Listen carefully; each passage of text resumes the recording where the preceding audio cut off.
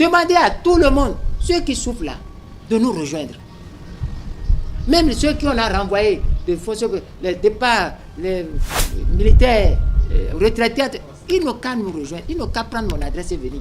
Chacun n'a qu'à poser son cas. Il y a des gens qui recensent déjà. Dès qu'on vient là, Porte-Novo, dès qu'on finit, dès qu'on fait le coup de canon, le nouveau président fait comme ça. Et on dit, je vous donne acte de votre serment. Nous, on le récupère dans la voiture.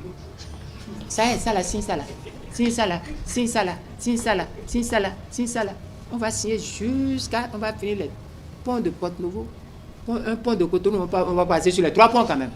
Un pont de Porte-Novo, un pont de Cotonou. Et puis, dès qu'on descend, on prend comme ça. On appelle le type du journal officiel. Il va imprimer. Et c'est fini. Les gens vont reprendre leur grade, les gens vont reprendre leur terre. Ça, c'est clair.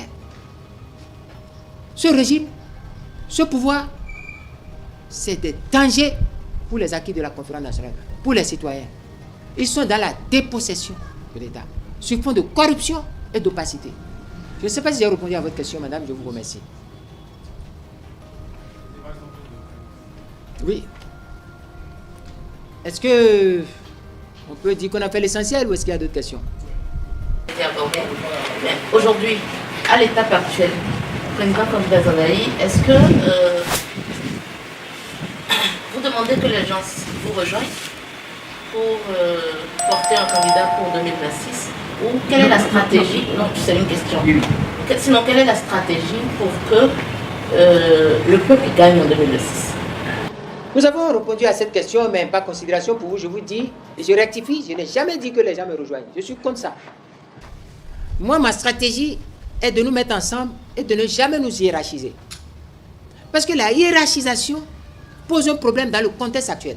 Nous n'avons pas les mêmes principes moraux, nous n'avons pas les mêmes valeurs morales. Donc, le danger, c'est de nous hiérarchiser. Si je me mettais derrière quelqu'un qui n'a pas le niveau moral, le niveau des principes que moi, il peut aller me vendre. Et vendre le peuple et revenir dire, bon, j'ai signé. Oui. C'est pour ça que dans la stratégie de se mettre pour un combat, on dit, on nous demande de nous mettre ensemble et non de nous hiérarchiser. Je ne sais pas quel auteur a dit ça, mais c'est ce que nous enseigne ça. Nous mettre ensemble, c'est quoi? C'est de nous entendre sur une plateforme, sur un minimum. Il y a un minimum sur lequel nous nous entendons et qui est ce qui nous réunit. Et il y a des spécifiques que chacun continue de faire. Moi, je continue de défendre Restaurer l'espoir.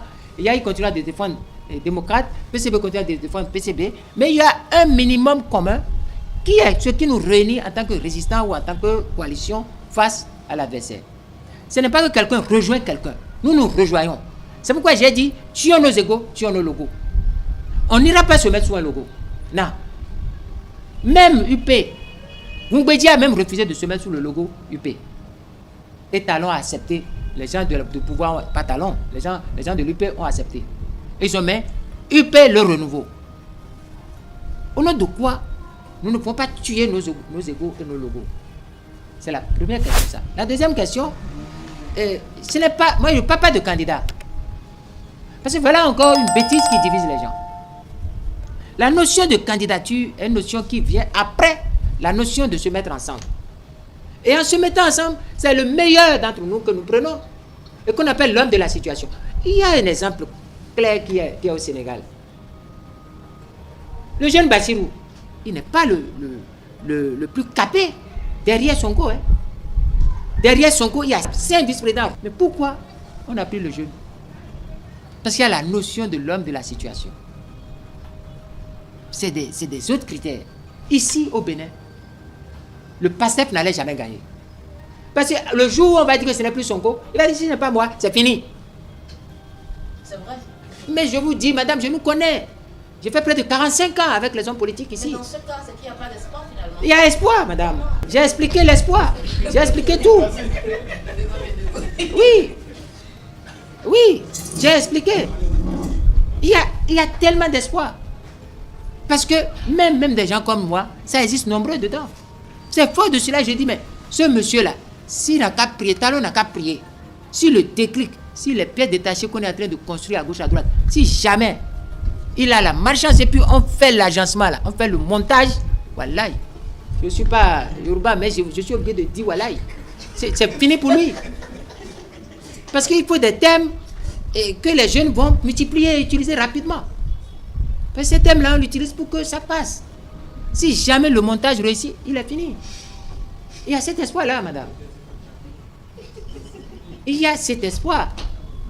Parce qu'aujourd'hui, ce n'est pas l'opposition qui a, ou la résistance qui ont des problèmes. Il a plus de problèmes que nous. Oh! C'est-à-dire, si aujourd'hui, là, on dit problème, c'est dans son gouvernement, autour de lui, qu'on écrit le mot problème. Nous on n'est pas à ce niveau. Nous, on connaît déjà notre problème. Et on va tout faire pour réussir. On va livrer ceux qui font de la compromission. On va décourager les démocrates et Yahya Boni de continuer ce qu'ils sont en train de faire. On va les décourager. Ils doivent retourner vers le chemin des valeurs, des principes et autres là. Ils doivent sortir des petits calculs, des petits jeux de choses là. Ils doivent sortir de ça. Sinon, nous allons couler tous ensemble. Or, personne n'a intérêt à ce que tout le monde coule. Avec ce peuple qui est très émotif, quand il s'agit... Un peuple, madame, je dois vous dire, un peuple qui n'a rien à faire a au moins le spectacle et sourit. Yahya Boni fait rire, ça s'arrête là. Ça s'arrête là. En dehors de faire rire là, ça s'arrête là. Tout le monde le connaît, non? C'est parce que Patrice Talon est mauvais que Yahya devient bon. On connaît le passé de Yahya et on connaît tout ce que Yahya fait. Le scandale dernier des démocrates là, c'est l'introduction, je l'ai dit tout à l'heure, de cette modification de Noureni qui montre que ils sont tombés dans le panneau. Madame, il y a d'espoir. Et puis, vous êtes dans un endroit où on parle de restaurer l'espoir. Et on parle de résistance. C'est ça, madame. Voilà. Je remercie tout le monde, tous ceux qui sont présents, même ceux qui sont un peu en retard. Je remercie tout le monde. Je suis sûr que les gens étaient sur d'autres fronts de lutte, comme on le dit généralement. Vous savez, j'ai été heureux de partager cet instant avec vous. J'ai été heureux d'autant plus que, pour une première fois depuis près de 10 ans comme ça, j'ai fait un entretien sans une introduction liminaire écrite. Parce que je me suis dit que souvent quand j'écris, le côté enseignant, le côté de détail fait que c'est un peu long et parfois certains m'en font un peu la taquinerie. Mais je vous ai posé le cadre qui est, vous remémorer ce jour du 27 mars 2017 où j'ai pris une décision dans un contexte où le débat était celui de la révision en procédure d'urgence de la Constitution et celui qui touchait à l'avenir de notre pays. Et devant cet événement très difficile pour notre peuple, j'ai eu à échanger et à écouter le président Patrice Talon et j'ai vu que les mots qu'il utilisait, les expressions qui sortaient de lui étaient totalement aux antipodes des exigences lorsque la question est une question de la Constitution, une question de l'avenir du pays, une question qui touche à nous tous. Et je lui ai dit que je ne pouvais plus continuer avec lui parce que, à partir de ce constat, nos chemins désormais divergent. Lui, en tant que président, ce n'est pas à lui de se déporter. Lui, il continue comme bon lui semble.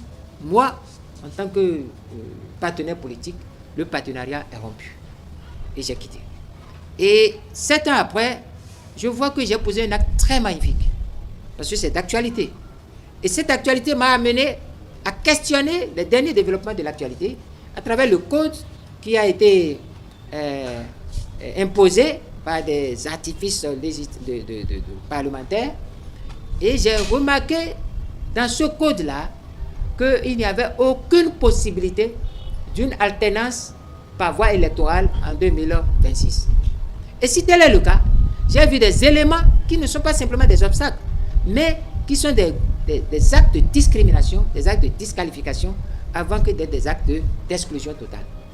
Et en interrogeant ce qu'est la démocratie, en interrogeant ce qu'est l'état de droit, en revisitant les acquis de la conférence nationale, et surtout le préambule et le rapport de la conférence nationale, qui a dit plus jamais ça, je me suis dit non, il faut prendre ce 27 mars 2024 à témoin, revisiter la question et alerter une fois le peuple pour dire aucune alternance n'est possible. Il y a des lueurs d'espoir, c'est ce que j'ai exploré avec vos questions. Monsieur et madame les journalistes qui ont posé des questions, je les remercie. Ça m'a permis de décortiquer certaines choses et de montrer aussi certaines supercheries. En conclusion, et nous sommes venus au constat que l'alternance n'était pas possible par voie électorale. Il faut aller se plaindre au peuple. Et la souveraineté appartenant au peuple, le peuple trouvera les moyens pour préserver sa souveraineté et permettre à tout notre peuple, à la République et aux citoyens de renouer avec l'image naguère d'un Bénin démocratique, pacifique et réconcilié. Et toute ma solidarité aux personnalités qui vivent les affres de la prison, de l'exil et qui sont victimes d'une manière de la persécution et autres là, nous les soutenons, mais nous appelons chacun à sa responsabilité. Les démocrates ne sont pas la voie capable de les faire sortir d'affaires. Il faut que ces personnalités coupent le cordon avec le parti Les Démocrates, renouent avec le peuple et confient leur sort au peuple. Et enfin, seul le peuple est la thérapie face à une dictature.